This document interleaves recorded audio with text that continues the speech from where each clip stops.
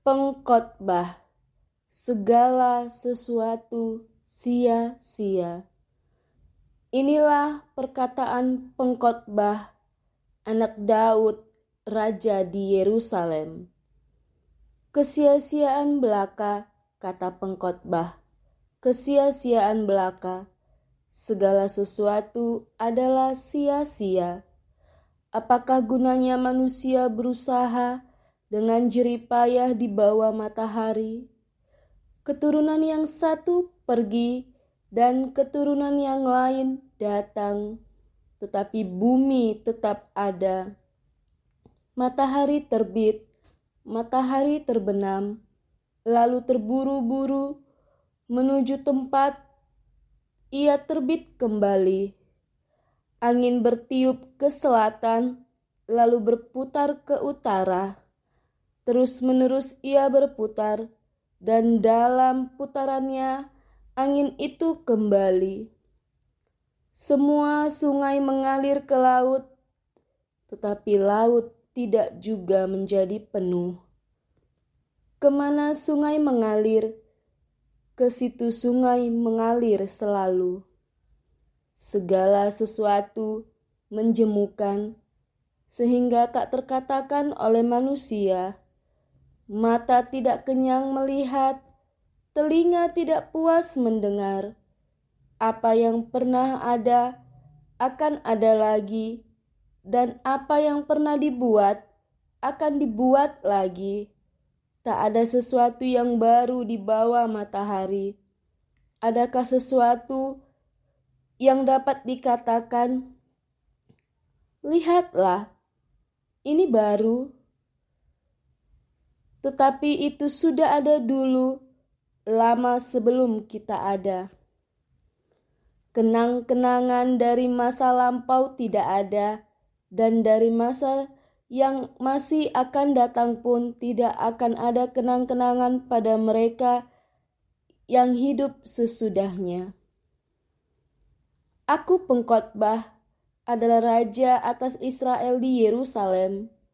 Aku membulatkan hatiku untuk memeriksa dan menyelidiki dengan hikmat segala yang terjadi di bawah langit.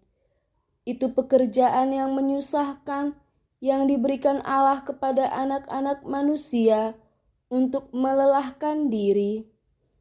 Aku telah melihat segala perbuatan yang dilakukan orang di bawah matahari, tetapi lihatlah, segala sesuatu adalah kesia-siaan dan usaha menjaring angin yang bongkok tak dapat diluruskan, dan yang tidak ada tidak dapat dihitung. Aku berkata dalam hati, lihatlah, aku telah memperbesar dan menambah hikmat lebih daripada semua orang yang memerintah atas Yerusalem sebelum aku, dan hatiku telah memperoleh banyak hikmat dan pengetahuan. Aku telah membulatkan hatiku untuk memahami hikmat dan pengetahuan, kebodohan dan kebebalan. Tetapi aku menyadari bahwa hal ini pun adalah usaha menjaring angin. Karena di dalam banyak hikmat ada banyak susah hati, dan siapa memperbanyak pengetahuan, memperbanyak kesedihan.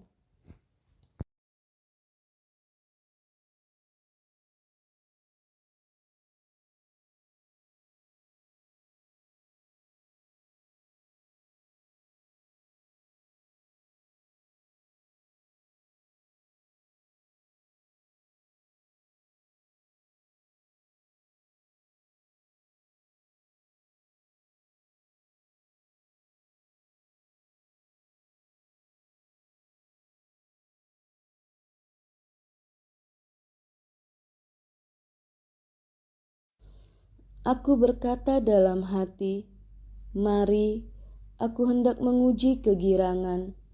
Nikmatilah kesenangan.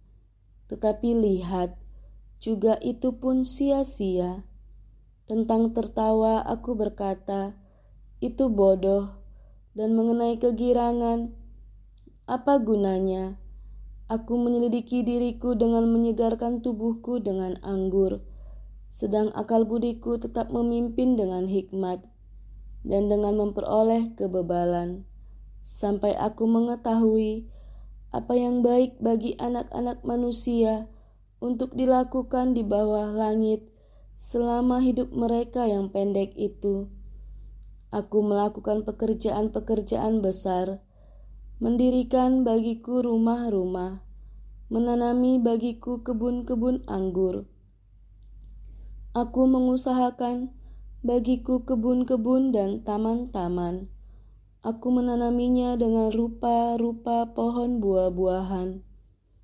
Aku menggali bagiku kolam-kolam untuk mengairi dari situ tanaman pohon-pohon muda. Aku membeli budak-budak laki-laki dan perempuan, dan ada budak-budak yang lahir di rumahku.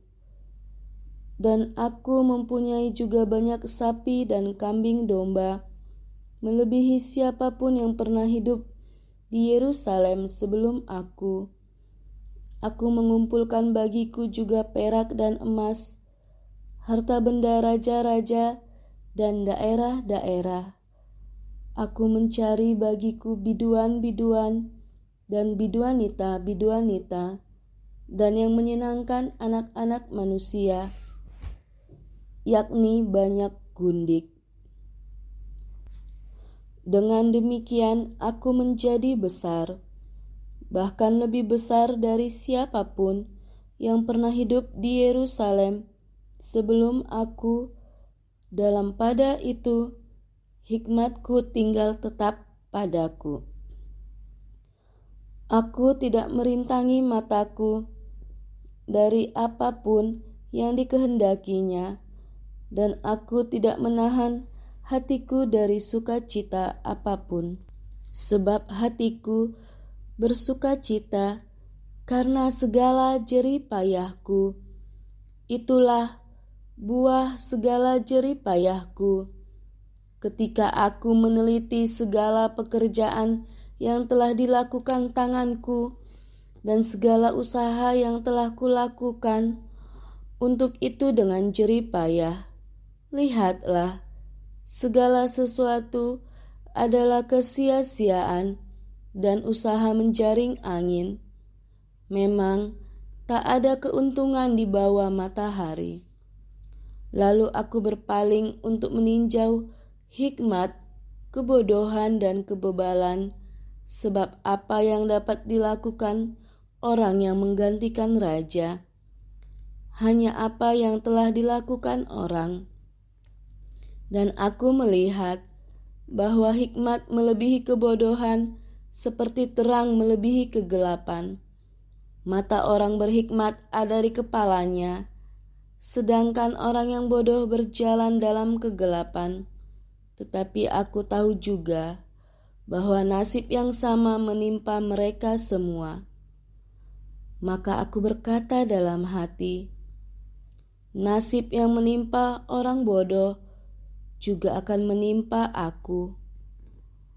Untuk apa aku ini dulu begitu berhikmat?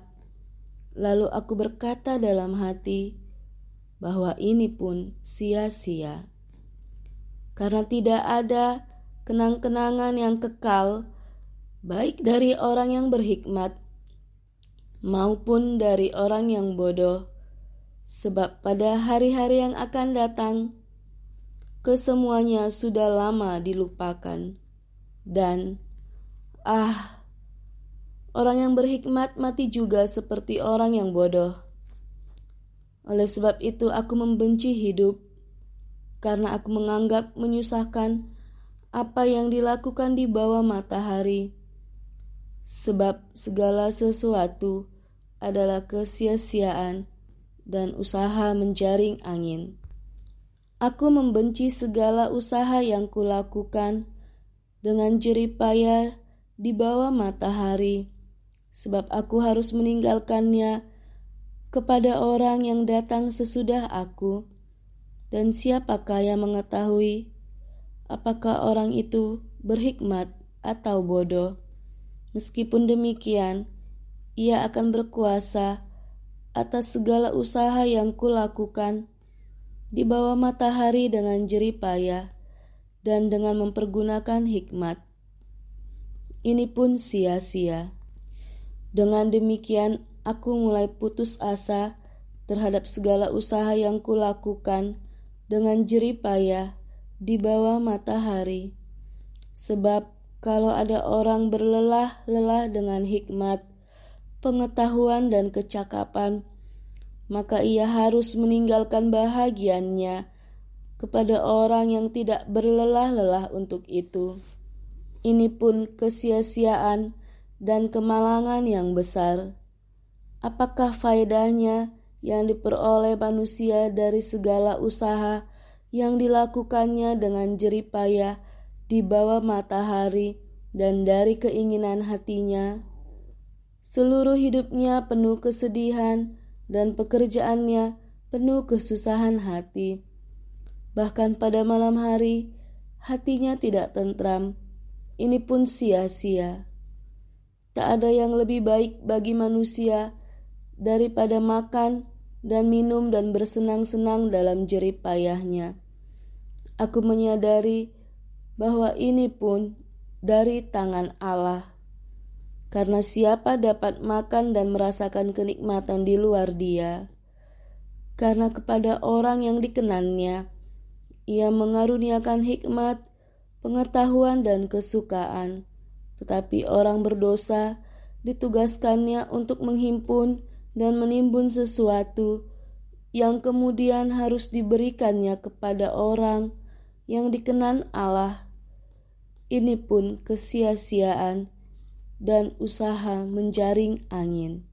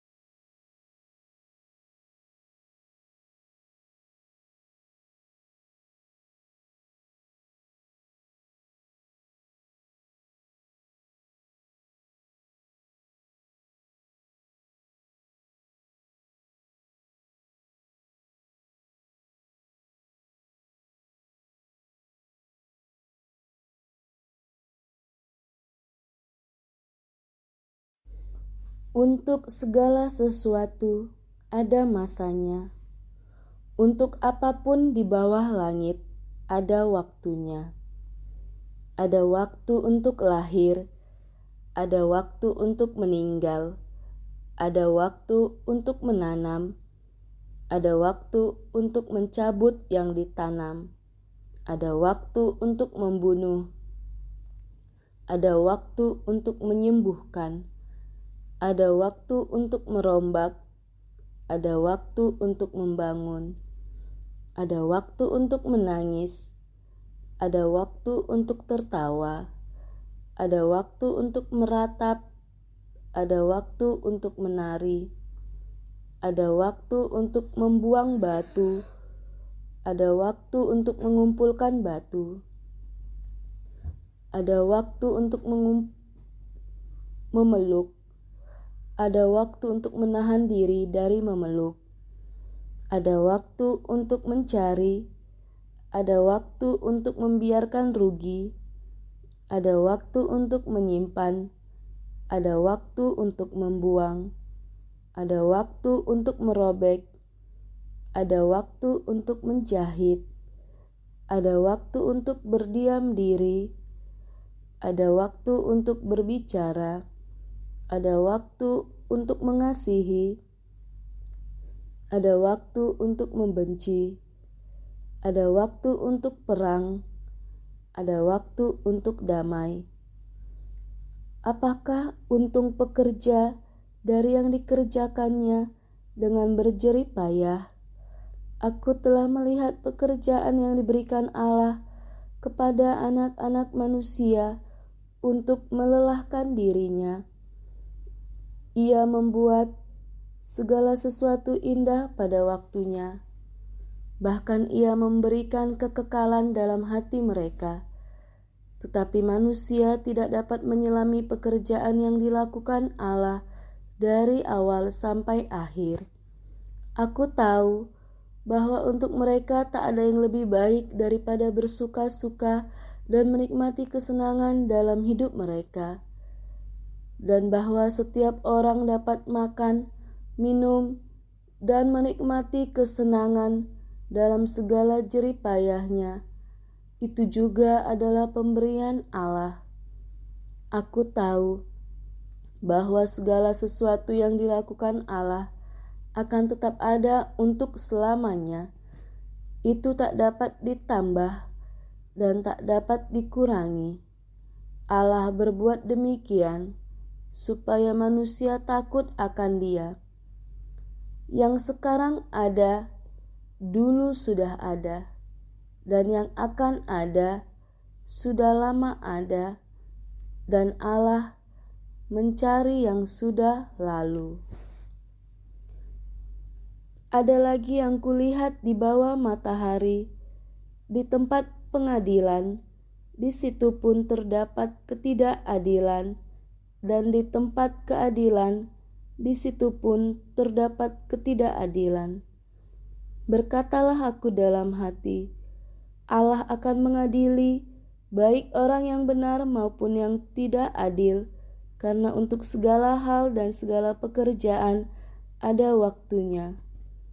Tentang anak-anak manusia, aku berkata dalam hati, Allah hendak menguji mereka dan memperlihatkan kepada mereka bahwa mereka hanyalah binatang, karena nasib manusia adalah sama dengan nasib binatang. Nasib yang sama menimpa mereka, sebagaimana yang satu mati, demikian juga yang lain. Kedua-duanya mempunyai nafas yang sama, dan manusia tak mempunyai kelebihan atas binatang, karena segala sesuatu adalah sia-sia. Kedua-duanya menuju satu tempat, kedua-duanya terjadi dari debu, dan kedua-duanya kembali kepada debu. Siapakah yang mengetahui apakah nafas manusia naik ke atas dan nafas binatang turun ke bawah bumi? Aku melihat bahwa tidak ada yang lebih baik bagi manusia daripada bergembira dalam pekerjaannya, sebab itu adalah bahagiannya. Karena siapa akan memperlihatkan kepadanya apa yang akan terjadi sesudah dia?